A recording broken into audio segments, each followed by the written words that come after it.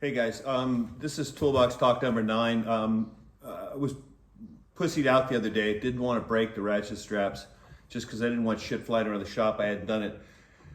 So I went ahead and I did a bunch of videos. I broke 3 straps. I found out a few things. Now I'm recutting the header and footer on this, and then I'll edit in some of the footage. Just running this shit by myself, sometimes I get busy. So the first test, I forgot to put the peak loading on the dyno.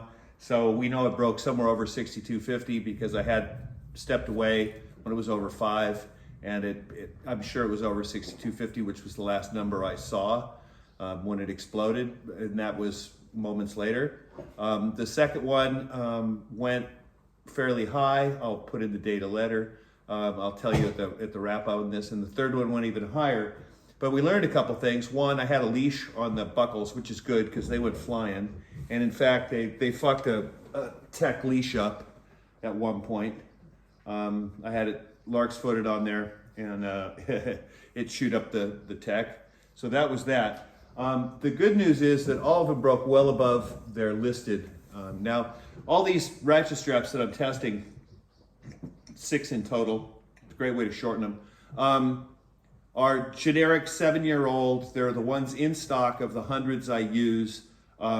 No special selection. No, this is a brand new one out of the drawer. This is a brand new one in the plastic. Now, these are what you'd go grab if you're gonna go rig something.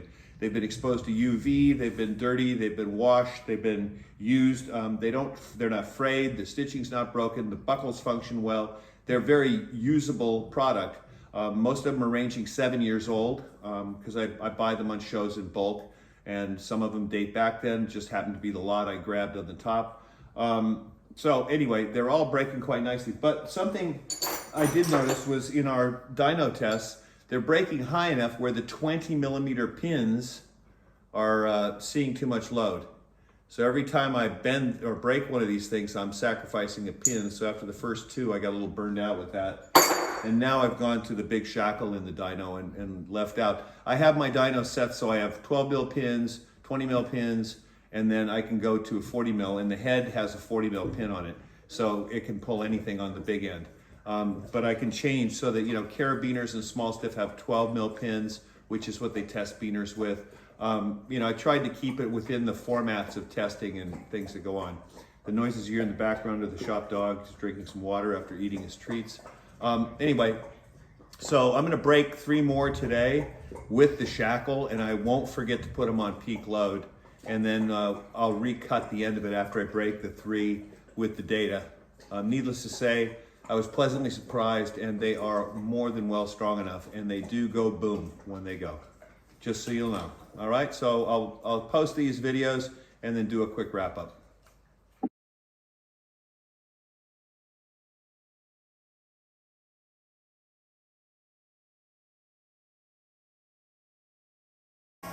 As you happen to know, the setup is the same as yesterday. It is a 5-ton ratchet strap. It says it right here on the label, 5,000 kg. The label's going to be in the header. Anyway, it's the same strap.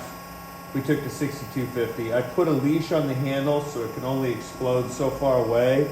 I'm going to stand back the fuck out of the way because I don't know what to expect. But we took it to 6250 yesterday. And we're going to turn on the dyno today, and we're at 0. So we knew we could take it to 600 ourselves, 650 and 700 on occasion when I'm pulling on it myself. When we reef the handle. Now I'm just going to leave it locked and use the machine because I'm a lazy fuck. It doesn't really matter. The extra bit on the barrel right now is not going to matter at all. So it's at 40 kilo right now. 30 kilo, and it's tension, and here's our leash, so hopefully if it blows up it doesn't fucking run down through the wall or something, and off we go. Pumps on, as you can tell. I'm getting the fuck out of the way, and here we go. We are now at basically a ton. There's 5 tons right there. There's 5.8, folks. That's 6 tons. 6 tons on this strap as we speak. And there it went. So let's let's stop this and have a look.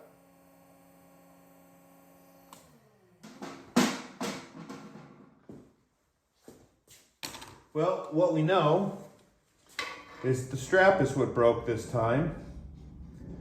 I'll have to look at what the Dyno Max said, but yeah, we'll come in with the results in a moment, and I'll do a little post-mortem on this one, and maybe we'll deal with another one just for fun to see how accurate they are, one to the other.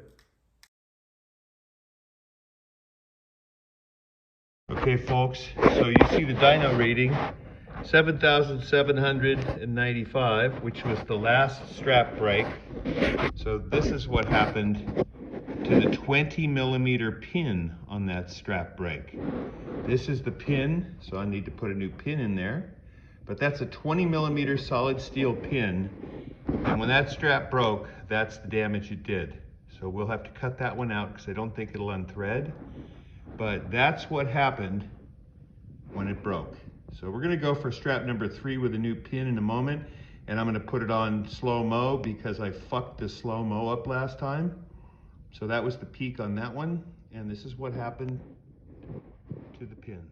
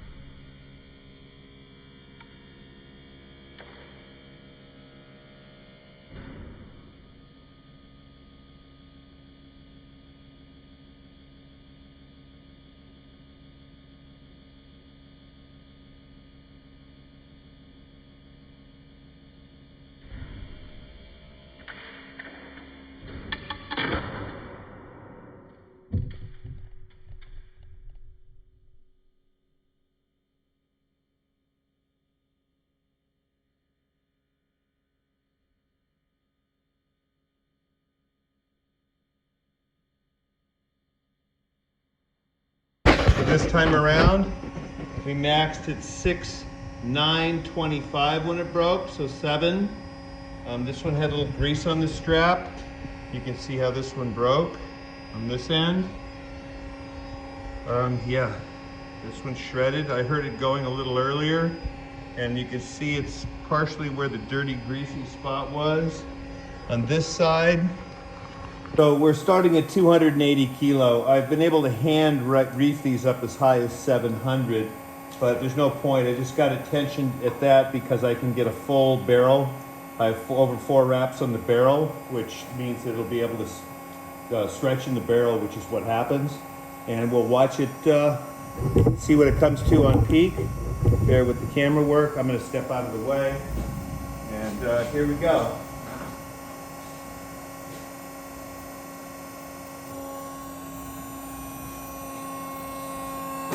That's 5590, and it broke at 7,750. 7,750. All right, here we go again. I've set it at peak. We're starting at 290. The barrel's full. I won't bore you with the data on the strap because it is the same data. It's 2017 generic. I just went into the trailer and pulled them out of the giant drawers and took them out. The leash saw some load last time. I've got a clove to this with a double bite behind it, and I continue my cloves around. A lot of people take that loose end and come right here to clove it, which pulls the knot apart. We always wrap around and then take the bites. So, for what I'm doing here, I don't care. If that sees 2,000 pounds of load, I'm in a world of hurt. So that's the leash, because I had a long piece of tech that happened to be handy, and I was lazy, and I'm not going to fit up a special one. Anyway, here it is. This is another test.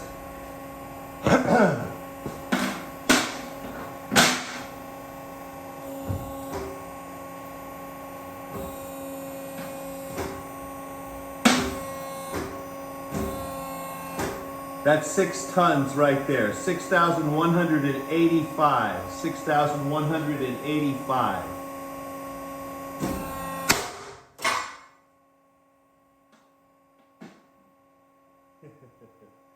Yeah. That was exciting. This one broke at 7,590. 7590. Okay? All right, so here's another test. This is actually test number 6. It's number 3 for today. I've got the leash on there. I've come out a little wider because you don't really need to see close up. I've got it on max. I can always read it out when it's done. We're starting at 425 pounds, full barrel, 4.5 wraps. And we're gonna stretch it and we're gonna see what it looks like. Kids, one more. Oh, wrong direction, hey? We're at 600. We're at 4,000. There's 6 ton right there, 6,245. Nothing's flinching, nothing's moving, all right? So that's that. Here we go, hopefully you see it on a wide frame.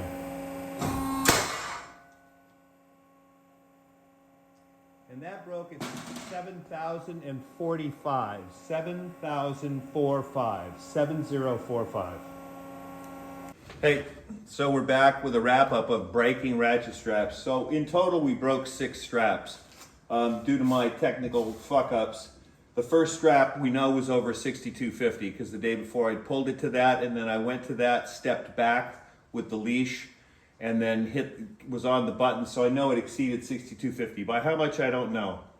The second strap broke at 7,795. The third strap broke at 6,950. The fourth strap, 7,750. The fifth strap, 7,590. And the last, number 6, broke at 7,045. So anything under 7 seems to be an anomaly out of the 6, and you can't say why. Most of the straps suffered what I call terminal failure. They exploded. They are warm, they're crunchy. All the tears were pretty much like this, directly across the strap, and they are crunchy from the heat. As I grab other ones down here, you can see they exploded. There's no slight tearing and then more tearing. They just went at one shot. We did have one strap that did go with one side, and this side's very crunchy and hot. Don't know why. Could be that it loaded up on the pin more. This is one of the bent pin samples. All the ones on the shackles basically were straight across explosions like this. All the ratchets are still good. All the buckles are still good, which is pretty entertaining. They're all function quite well. Nothing's parallelogrammed, nothing's bent, nothing's out of place. We've got the strap graveyard here, but they all are in perfect condition. So now that I've manned up and actually broke a few, I can edit all this together and you can see why they are strong enough to hold your trusses, to hold your anchors, to use on your goalposts as kickers for 45s to tension things, to keep them from bowing forward when you're pulling against them. Your vertical pieces of truss you can anchor in four directions diagonally.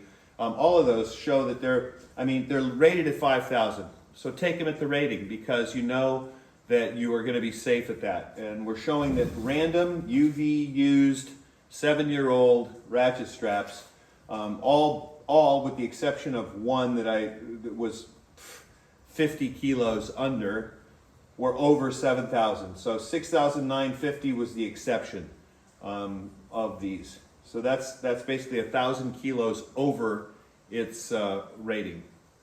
Almost 2,000 kilos over its rating. And the others were all over 2,000, well over 2,000. So, you can say the range is between 6,950 and 7,795. With most of them breaking in the mid 7s. Yeah, so there is some extra fudge factor on those. I don't know what the manufacturer, because they only rate the buckle, not the strap. And it is a soft good, and depending on use and depending on how it's been used, like I said, 7 years old, random selection out of the trailer, opened the drawers where I've got hundreds of them and just pulled 7 out or 6 out. And that's what we got. So hopefully you can see the wide angle one. I'll post the breaks of a bunch of them prior to this, and yeah, you'll see how they can be used and how strong they actually are, and why in the stunt world we use them for a lot of anchoring and tensioning capabilities. All right, well, that's that. That's the second half of breaking ratchet straps, which I said I'd do on the first one, but we know they're strong enough, and now with a leash, which on the wide, you'll see why, it shot away on the I-beam. The others flew in the air. Every one flies a bit differently, so instead of putting them into the ceiling or the walls, I had a leash on them today. So I felt better about it. Anyway, see you next time when we break more shit and learn some more stuff. All right, bye.